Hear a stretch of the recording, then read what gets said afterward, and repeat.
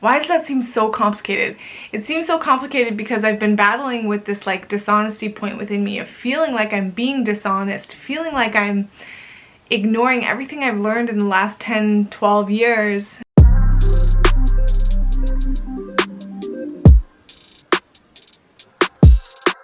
Hello, welcome to day 38 of the 44 days of Oracle card, learning an Oracle deck. I am getting to know an Oracle deck. I started this process to get to know an Oracle deck, but really I've been getting to know myself and expressions coming through I didn't expect, really learning about where I'm at and what I want, and like really just focusing in on the vision for myself and how I'd like to move forward in my life. And it's been a really cool pilgrimage. It really has been. Yeah, and we're closing in on the final week. So day 38. I'm just gonna pick this card. I was doing a little shuffle there and I kept trying to move the card and it just like was kind of stuck on it. So my fingers, that is, got stuck on it. Okay.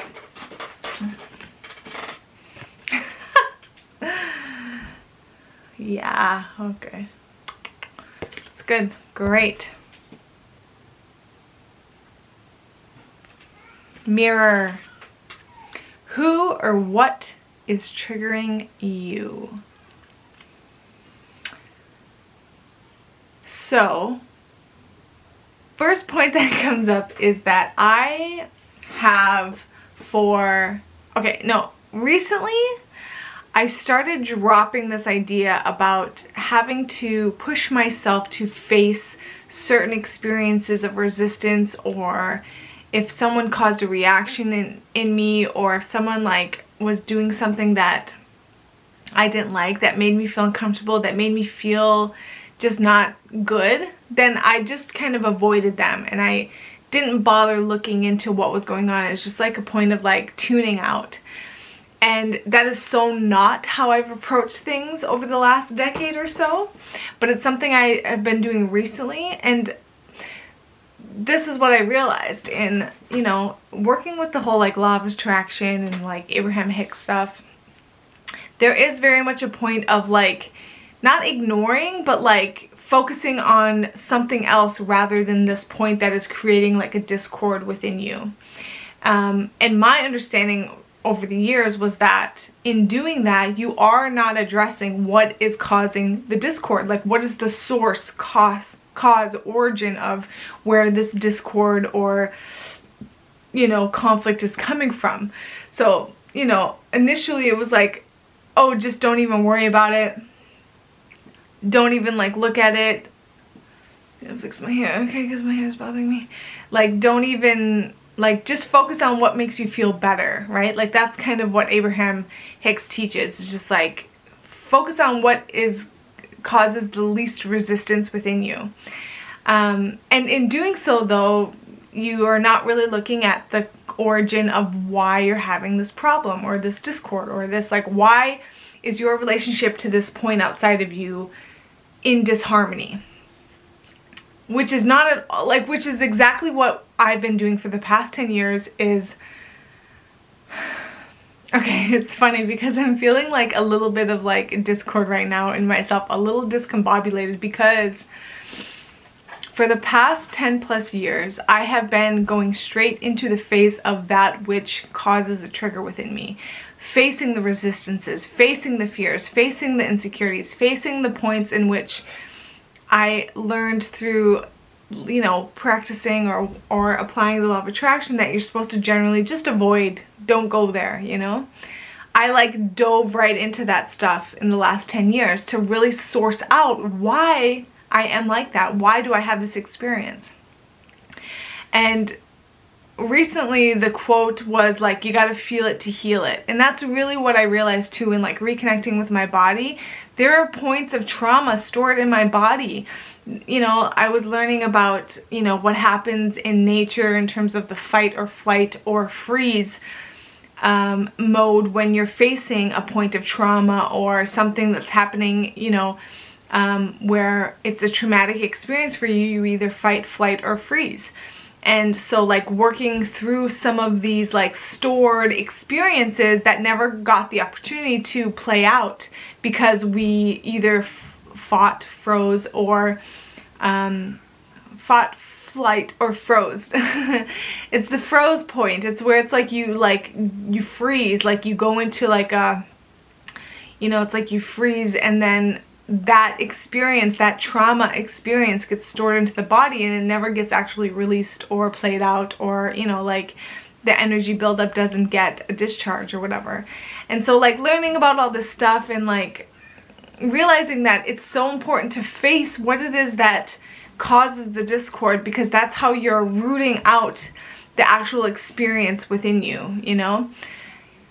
Sure, I think that there is a way in which, in terms of healing, you can purify yourself by just, you know, not giving attention to what's going on within you in terms of the discord or discomfort.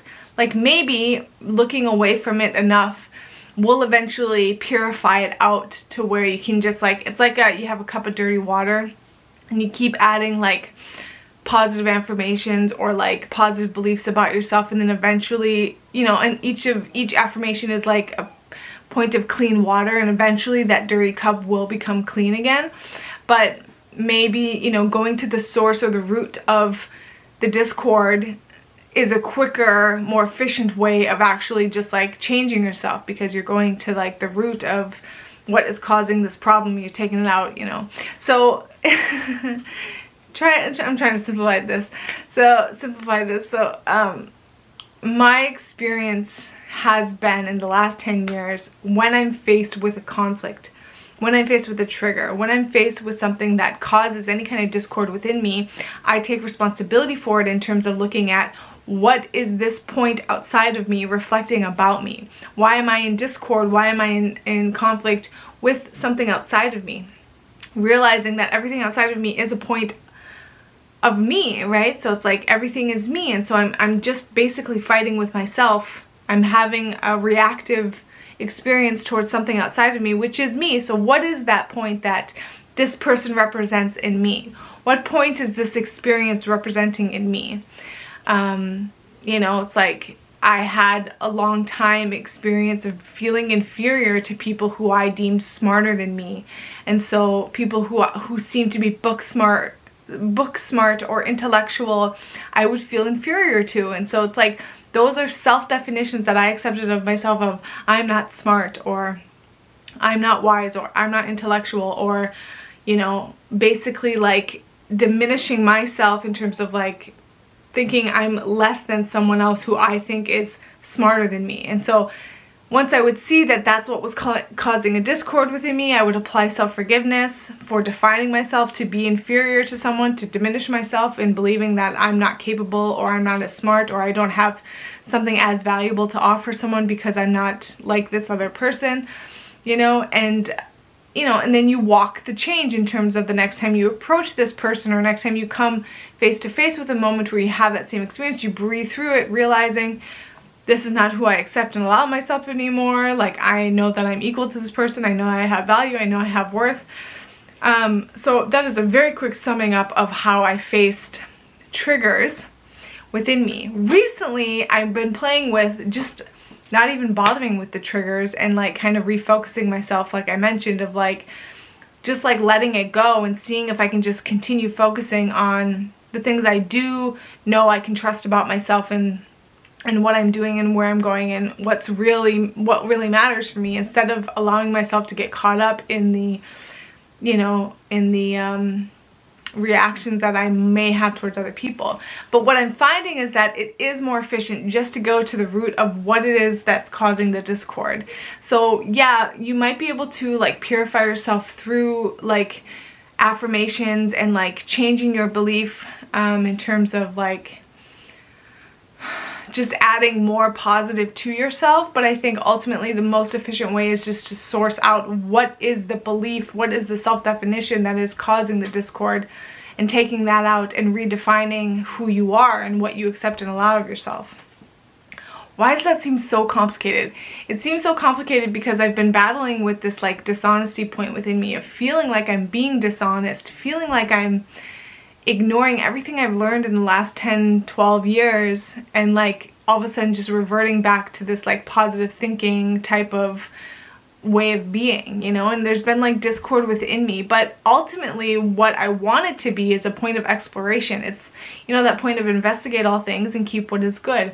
So I'm like walking and applying my understanding that I'm getting from, you know, say Abraham Hicks or Law of Attraction teachings, and I'm applying it in my life to test it out, to see, does this work? What is the results that I get from applying this knowledge? Is there results that are tangible to me, that I can trust, that are visible and clearly best for me, which will be best for all? You know, it's like there's still that morality point involved in terms of like, this is not the right way to do it and this is the wrong way to do it. And again, I want to remove that idea from me completely, because I don't want it to be about right or wrong. I want it to be about testing it out, see what works, see what doesn't work, like get real-time feedback for myself, investigate for myself, because this is another point.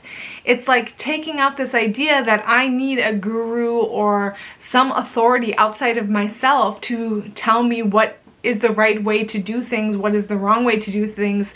You know, it's that point of like, we actually separate ourselves when we look to another person to guide us. Like, we can have mentors and coaches and support, of course, but in terms of like someone saying this is right and this is wrong and that's the only way to it, and accepting that, that's really diminishing my ability to explore and investigate for myself and find out for myself. And yeah, so, you know, so the whole triggers, like, people are our mirrors. I absolutely believe that. I mean, anything that you see that is outside of your body here, who you are in relation to it is the most important thing. Who you are is the most important thing. And if there's any discord in relation to anything happening outside of yourself, it is worth it to investigate. What is the issue there? What do you feel? What are you feeling about this? What's coming up in terms of like why you have conflict? What is your discomfort towards this person? What is your experience towards this person? What is this person? What comes up inside of you? And if it's, you know, and then there's a whole process of like looking at who you are in relation to this person, and how within that there's all these ideas and beliefs you have about yourself and other people, and it is a bit complex. It is a bit complex, but yeah, there's no one way to do something. It is so individual. There's not one path for people to walk. There's not one way for people to walk. I think ultimately there is one way to walk.